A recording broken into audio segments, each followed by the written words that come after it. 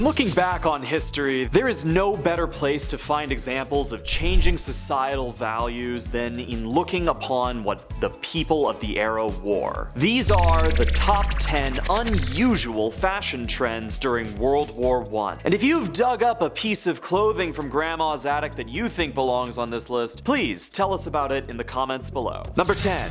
The corset. As women began to increase their mobility both socially and literally, the only word left for the binding implement was a muttered die. Seriously, these things sucked to wear. I've actually had the misfortune of wearing something similar back in my theater days, and I really don't recommend it. Interestingly, it wasn't a complete murder of the implement, as designers worked out different types of corsets designed for particular activities, the dance corset being one of them, and another being the maternity corset. I'm probably not the first to say this, but don't wear a corset if you're pregnant. As a result, the total ownership of corsets did increase due to the variety that was suddenly available. Despite this, the tides were clearly shifting against the corset, and it wouldn't be long before the implementation of the garment went the way of the dinosaur. Number 9.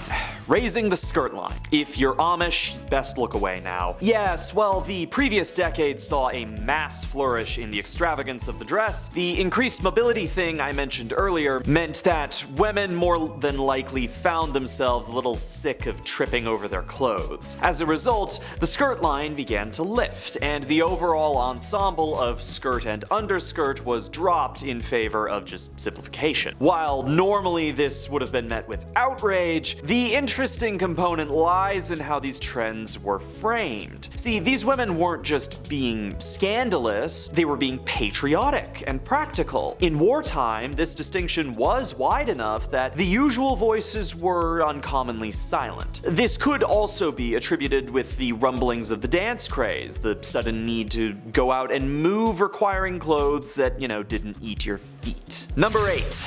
Big ol' hats for the ladies. Where the 1900s saw hats growing upwards, the 1910s saw hats growing outwards. These new hats had unusually wide brims and were designed in a way that allowed them to rest on the skull at a tilt. At the same time, short hair was becoming just as popular thanks to one Irene Castle. And as a result, both trends neatly intersected and ended up accommodating each other quite nicely. Some of these designs ranged from simple and neat to just outright bizarre. It's like there was a competition to stuff the top of the head with as much feathers, bells, and whistles as they could. As a result, these strange hats have become deeply iconic as a part of women's fashion for the time. And while they did eventually get reined back in, there are some absolutely bananas designs that you would even think would make Napoleon blush. Number 7.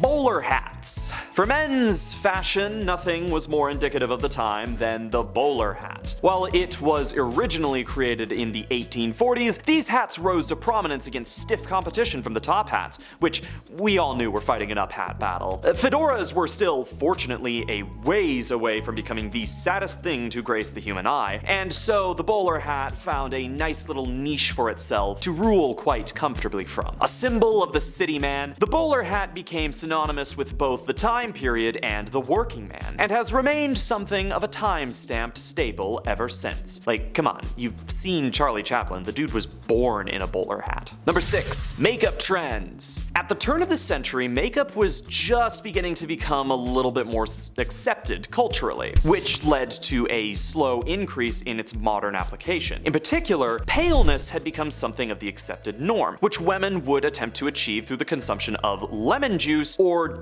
just the direct application of it to the face, probably in the eyes. The idea of appearing youthful was gaining major traction, and demands were met with an increase in beauty salons, but over-application was still harshly criticized. Number 5. Mourning clothes. In wartime, it was common to suddenly learn of the passing of a family member or relative, and with funds strained, the process of going through the mourning ritual became more streamlined. While general rules did determine the length of mourning depending on the closeness of relations, ranging from several weeks to half a year, the actual rules of propriety regarding clothes worn was quite simple. It's gotta be black. As a result of this, it became commonplace to just simply dye everyday clothes black in place of breaking the bank on new mourning clothes, as it was likely to experience more than 1 or 2 deaths a year. Number 4. The straightening of dresses. As fashion moved onward, the common shape of the dress was actively reconsidered. Orientalism, their words, not mine, became the center of focus for a number of styles. The designer Paul Poiret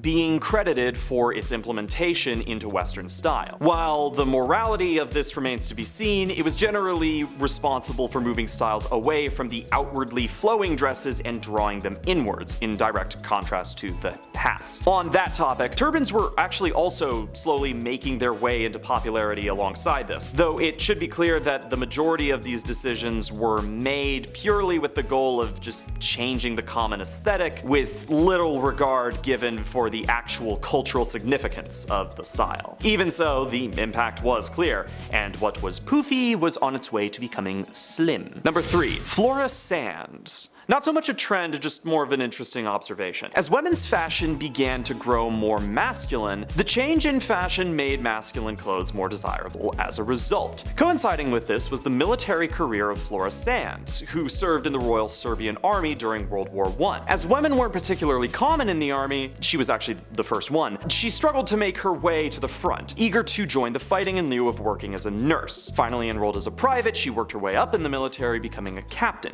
Now, interestingly enough, while attending a royal event of some sort, a member of the royal family was quoted as observing Sandes and stating that she wished she could wear clothes like hers. Number 2. Radium hair tonic. I wish I was joking. One of the downsides of haphazardly clinging to the ideas of progress as an all-encompassing good can be found in the world's slow realization of the precise dangers of radioactive materials. Prior to this, workers were made to handle radioactive materials with their bare hands, most famously the radium clock painters. While not dangerous to the customer, prolonged exposure of the mostly female work staff led to extreme illness and, in most cases, death. But before that horror story came to light, some dude actually tried to sell this as a hair tonic. Seriously, make your hair glow for $5. How many people actually bought this product was unknown, but it is clear that after the effects of the clocks were made public, the product was